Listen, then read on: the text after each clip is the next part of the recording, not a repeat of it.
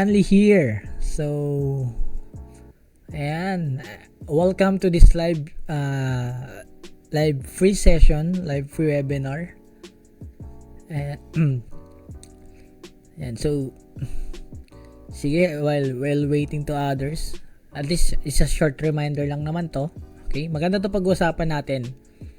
Okay, may mga i-discuss ako na sobrang ganda. Let me know kung may sounds ba. You can comment if may sounds. Para ma-check natin kung goods ba yung internet or yung sounds ko o yung microphone ko. You can comment below pala sa baba ng video na to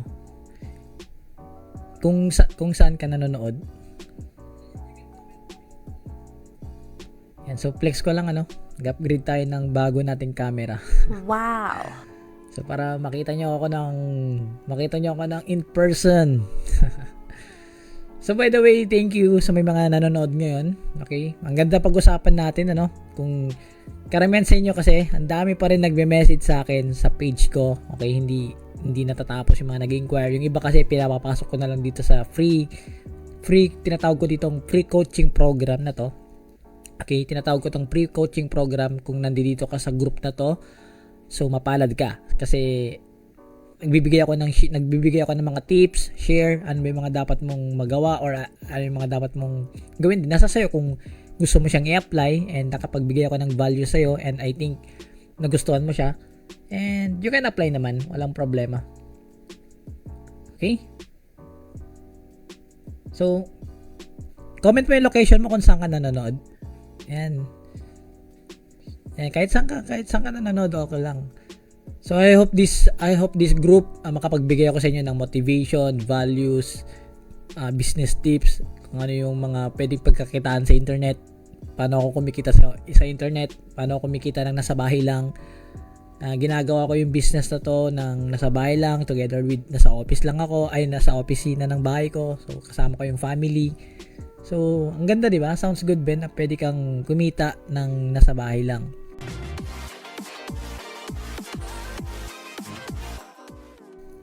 Okay? Ayan. So, actually short lang to. Short lang yung gusto kong i-share sa inyo. So, ayan. Meron tayong 1 million viewer dito. Alright. Sige, ganda ng topic. Actually, may topic ako na gusto kong i-share. Yun nga. Mahirap ba magnegosyo? Sabihin natin, mahirap ba magnegosyo? Ang topic ko kasi is, yun nga, mahirap ba magnegosyo? Example kayo, kung naka-experience sa kayo ng mga negosyo, naka-experience kayo ng pagbebenta, lahat naman pagbebenta, ano mas mahirap? Pagpipilian ko kayo. Mahirap bang pumasok ng 8 to 5 hours o mas mahirap din magnegosyo? Actually, lahat naman mahirap. So, nasa sayo yan kung ano yung pipiliin mo. Okay, gusto mo bang 8 to 5 hours kang nag-work? Yes, sabihin natin, 30 years ka na, 40 years ka na sa pagtatrabaho, pero hindi umaangat yung sahod mo. Masipag ka naman, okay? Sabihin natin, sobrang masipag ka naman and ginagawa mo naman yung best mo. Ginagawa mo naman yung nag-OT ka pa, di ba? Nag-OT ka pa, sobrang, alam mo yun.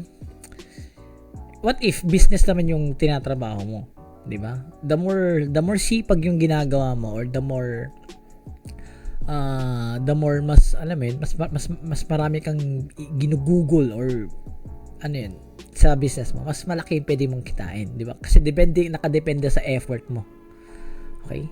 So, yun lang. Gusto ko lang i-share to na mahirap ba magnegosyo? Number 1, find a mentor. Okay? Example, find a mentor na makakatulong sa'yo. Ano ba yung gusto mong business? Traditional business. Sabihin natin ganito.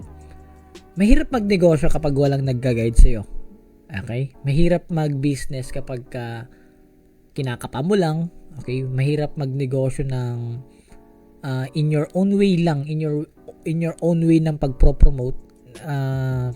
Mahirapan ka. So, number 1, find a mentor. Hanap ka ng mentor. Ibig sabihin, example, gusto mo mag-franchise. So, hanap ka ng mentor na successful na dun sa franchise. Sample ganun. Or, gusto mo naman magtayo ng, sabihin natin, restaurant. Okay? Hanap ka nung siyempre, yung may idea din, pagdating sa pagre-restaurant, marunong pag-manage yung team. Example naman, gusto mo mag e-commerce, hanap ka ng coach na nagtuturo din ng e-commerce. Okay naman, o kaya naman, gusto mong mag-side hustle ng, gusto mo mag-side hustle lang ng real estate. So, hanap ka din ang porte niya is nasa real estate. Okay? So, what if ganun naman, example, for me, sa akin, nasa network marketing kasi ako. So, I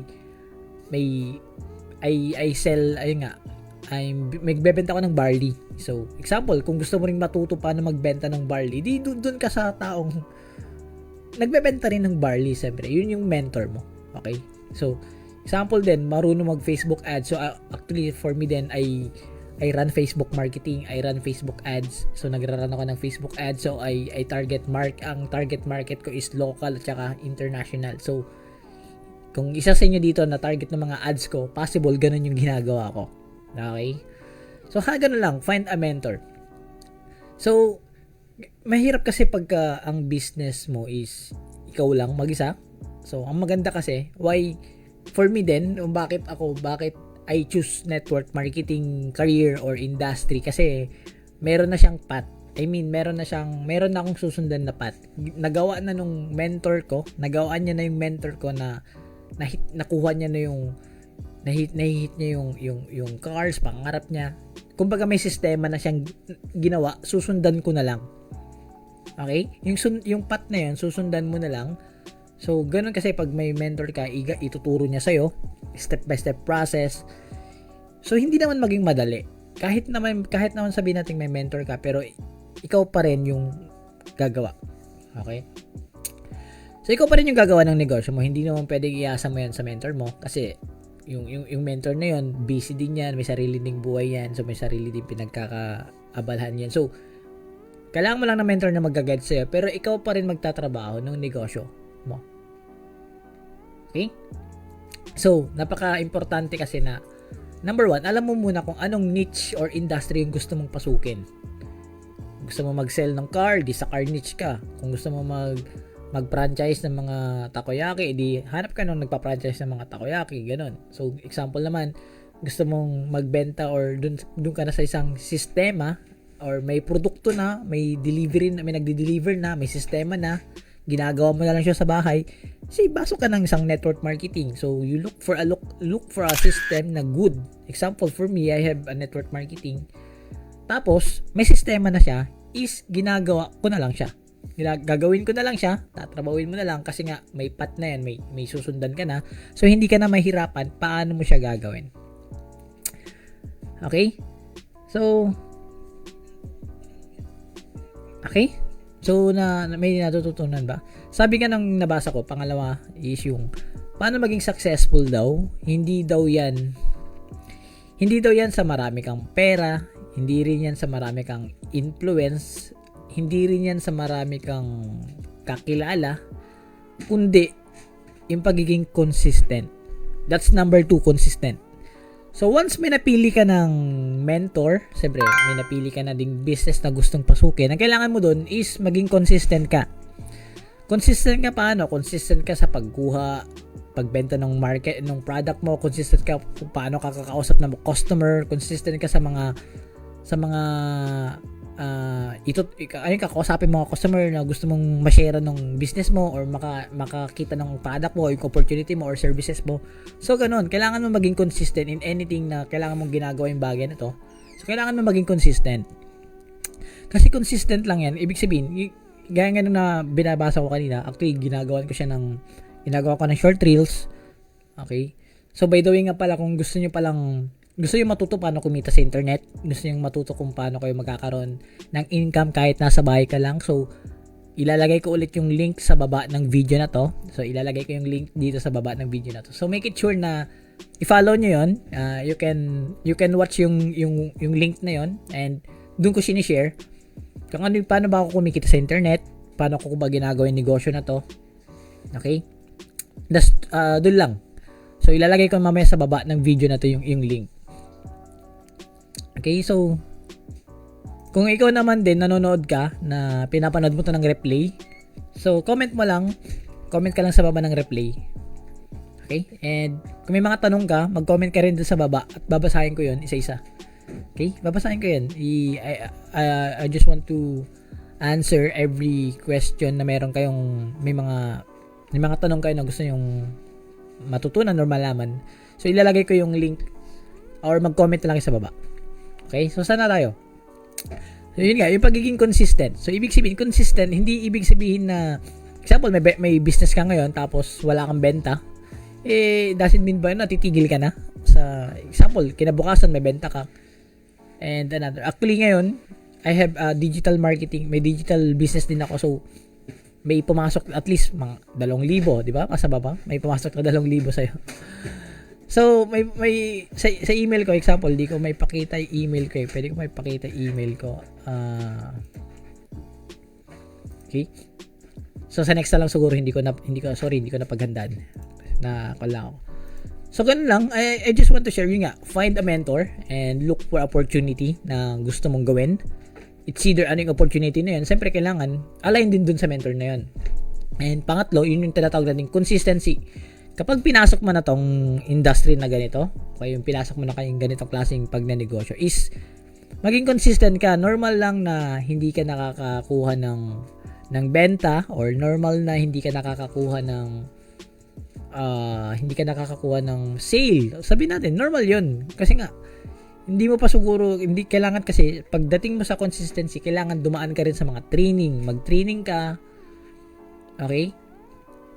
I-train mo rin yung sarili mo na how to market, how to get prospect, paano kumausap ng customer, paano kumausap ng mga prospect mo, paano mo siya i-deal. Okay, paano mo siya mapapasali sa opportunity mo, paano mo siya mai-offer yung product mo, paano mo ma-share yung business opportunity mo sa kanya. So, ganun. So make it sure na at least, yun, kailangan mo din mag-train. Hindi pwedeng basta banat ka lang ng banat. For me, we have, example, in our team, we have training, example, kung gusto mong matutunan ng pag-network marketing, gusto mong maging part, connect sa akin o gusto mo makipag-connect sa team namin, okay, we create a system. May system na kaming ginagawa, which is kailangan mo lang siyang panoorin yung mga recording na training namin and i-apply mo yun sa sarili mo. Kasi ganito lang yan, kapag hindi ka kasi nagtitrain, kung ano lang yung naisip mong na minsan pansin mo na bakit parang walang nag-i-improve sa'yo, wala kang nakukuhang result kasi nga sa personal mo lang siyang ginagawa. What if may mga ibang mentor pa tayo na magbibigay sa'yo ng tips at resulta, magbibigay sa'yo ng tips, guide, idea kung paano mo gagawin yung business na ganito.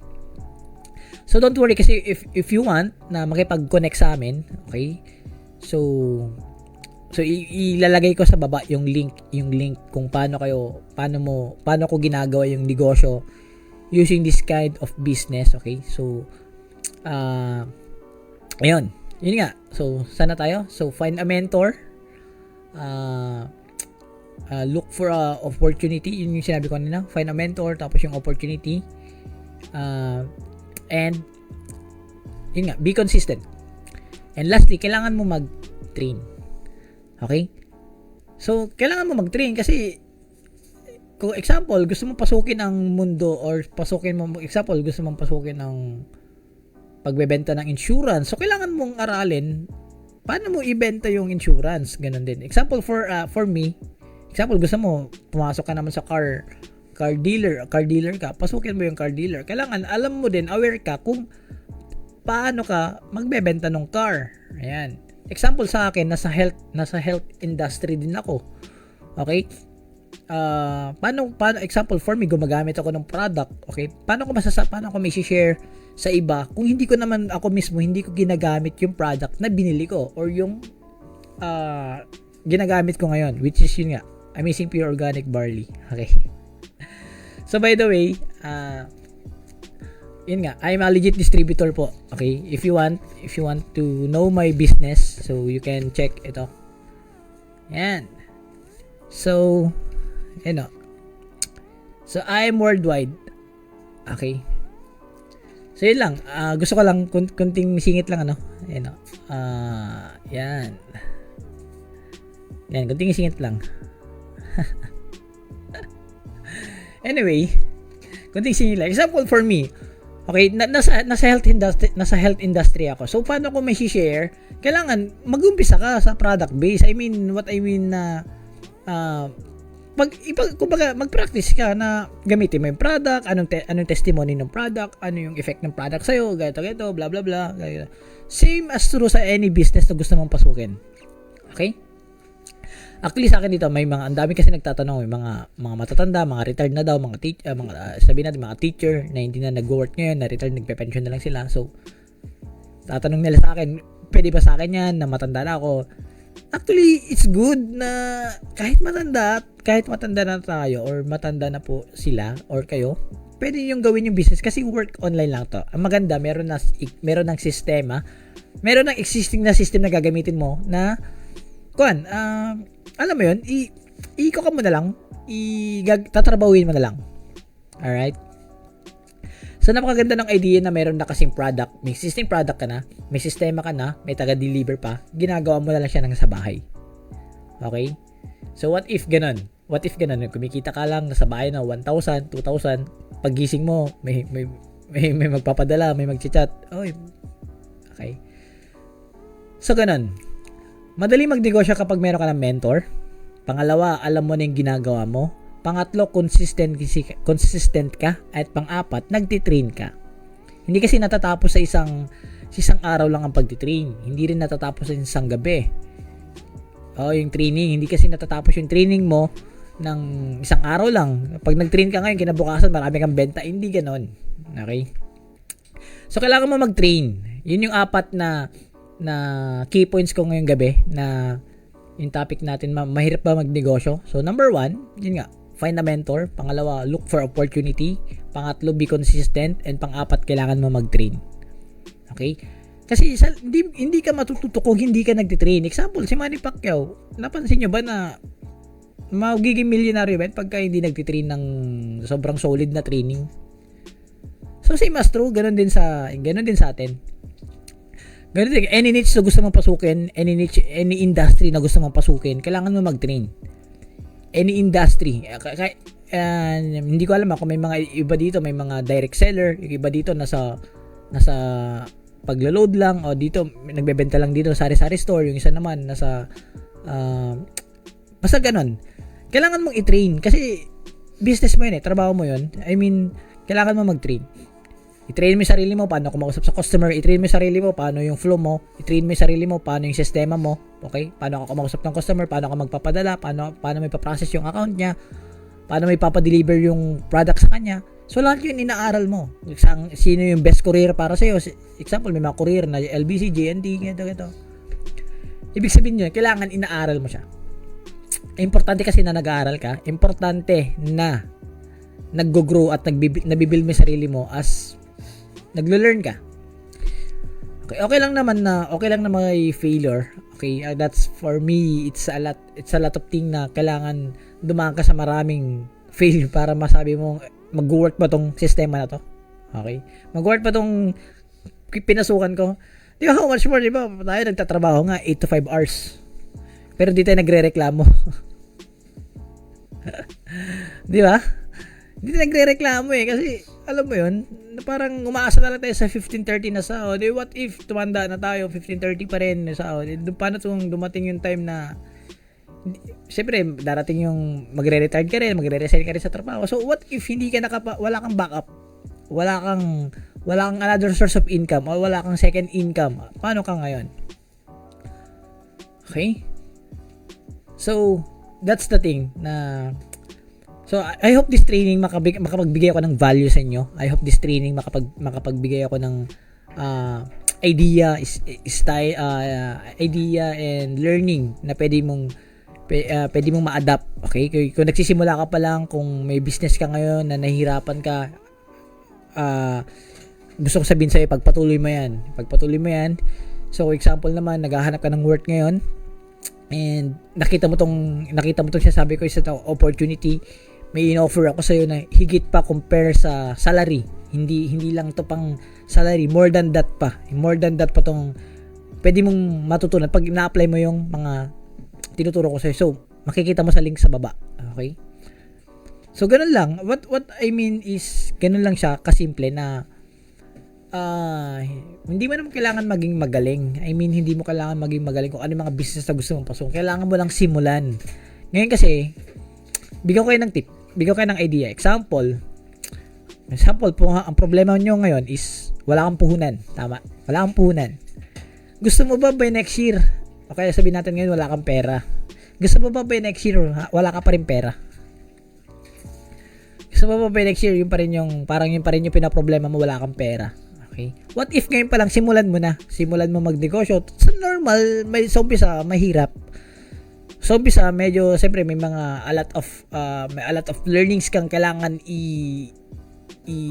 gawin. May mga action kang kailangan gawin. May mga aral ka na dapat mong matutunan at i-apply para at least magkaroon ka ng resulta at maging consistent ka sa ginagawa mo para magawa mo makuha mo yung mga goals mo. Okay? It's a part ng journey mo yon na kapag nagdinegosyo ka, nagbi-business ka, okay? Part na ng negosyo mo yung maraming failures, maraming struggles, maraming kang pagsubok na pagdadaanan hanggang sa makarating ka, hindi mo na ipansin na nakuha mo na pala yung goals na gusto mong makuha. Okay? So, yun lang. Gusto ko lang mag-share. Anyone na nanonood ng live na to, so you can comment sa baba ng video na to. You can comment and you can share naman kung ano yung thoughts nyo or ano yung mga insights nyo or ano yung mga naintindihan nyo or mga natutunan nyo regarding sa mga pinagsasabi ko rin. Okay, by the way, yun nga. So, later on, actually, hindi naman to matagal, just 25 minutes of FB Live na gusto ko lang kayong ma-sharean. And yun nga, kung wala pang sumusuporta sa business mo ngayon or nagsisimula ka pa lang, ikaw mismo maniwala. Kahit ikaw lang mismo, ikaw mismo, yes, ikaw mismo. Example, ikaw may nanonood ka ngayon and nangangarap ka rin one time na gusto mo ring magkaroon ng opportunity na hindi, example, isa kang empleyado ngayon, naghahanap ka ng isang opportunity na hindi sagabal sa trabaho mo, na pwede mo siyang gawin side hustle lang, pwede mo siyang gawing part-time lang. Okay? May link ako sa baba para sa'yo. So, isa ka rin namang OFW. If ever, isa ka rin OFW na talagang matagal na sa pag-work abroad and you think gusto mo na makasama yung family mo na hindi habang buhay na sa abroad ka. And gusto mo madagdagan yung income mo as your extra income na yan. May link ako sa baba. You can follow that. You can check that para sa'yo if ever magustuhan mo siya. If ever naman isa kang marketer na or isa kang business owner, businesswoman na gusto mo pang i-increase gusto mo pang i-level up yung business mo ngayon. May comment ako sa baba. The link, you can check the link below. Mamaya ipapakita ko yon. So, ayun lang. I hope guys and nakapagbigay ako ng short value sa inyo and I hope may natutunan kayo today and I hope na malaking impact din to sa inyo. Magkakaroon din kayo ng idea regarding paano kayo magsisimula sa negosyo nyo or may gusto kayong gawin na business. Okay?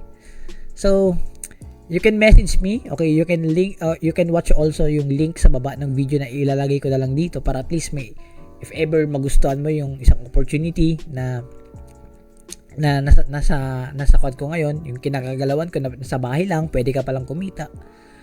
Ganun. So, ganun. So, see you guys. I hope na marami kayong natutunan. I hope na in one day pwede tayo magkita-kita if ever man na may isa dito kaibigan nyo o may isa dito na napansin nyo ako sa Manila. It's either naglakad ako ng Manila or kung may nakakilala sa akin, so you can approach me. Oy, Coach Jali, ko yung nagla-live sa so you can approach me. Okay, mahiya kung meron kayo gusto may mga tanong kayo kung paano magsimula ng negosyo, anong magandang simulan ng negosyo, you can message me so I can recommend ano yung mga opportunity na kumikita na ako. At the same time, ipapasa ko lang din sa inyo, i-share ko lang din sa inyo para matutunan mo din yung sistema na ginagawa namin. Okay? So, I hope this video, marami kayo natutunan na value. So, okay. So, thank you for watching and see you sa next video natin. So, by the way, this is Coach John Lee and be unstoppable and never stop dreaming. Always build yourself na marami kang matutunan, improve mo yung sarili mo, okay? Hanggang sa makuha mo yung goals mo, wag kang susuko. So, by the way, ingat and God bless everyone. See you sa next live po natin. See ya!